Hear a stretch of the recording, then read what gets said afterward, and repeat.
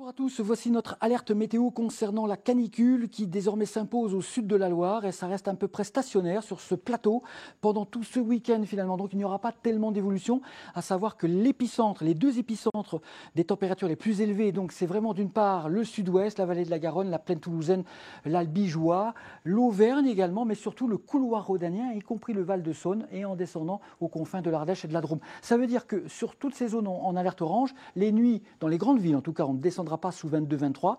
On respirera un peu mieux dans les campagnes, mais par contre les après-midi seront torrides où on pourra atteindre 38 à localement des pointes à 40 degrés donc pendant ce week-end sur cet axe-là qui va vraiment des Pyrénées au Massif central, Auvergne-Rhône-Alpes. Sur les départements qui sont un petit peu en jaune limitrophe, ça veut dire que les chaleurs sont très fortes l'après-midi, des 35, des 36, mais les nuits sont quand même un petit peu plus respirables, un petit peu en dessous des seuils de vraie canicule pure. Donc vous avez vu, c'est vraiment quasiment au sud de la Loire que ça se passe. Déjà ce vendredi après-midi, il a fait très chaud, soleil de plomb. On a frôlé les 37 degrés à Brive, par exemple, c'est pour vous dire.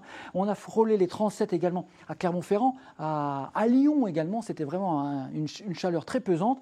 Et certaines petites stations météo locales en Haute-Loire et dans l'Aveyron ont frôlé les 39 degrés. Donc vous voyez, la masse d'air est très chaude, même en altitude. C'est un problème pour les montagnes d'ailleurs.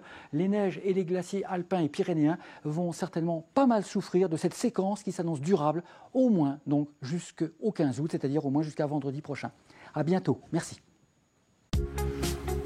La météo ne vous a pas épargné. Tôle froissée, toiture arrachée, infiltration ou inondation, vous aurez sans doute besoin d'un certificat d'intempérie pour votre assureur. Commandez-le en quelques clics sur météoconsulte.fr. Nos documents sont reconnus par toutes les compagnies d'assurance. Météo Consulte, l'assistance météo en direct.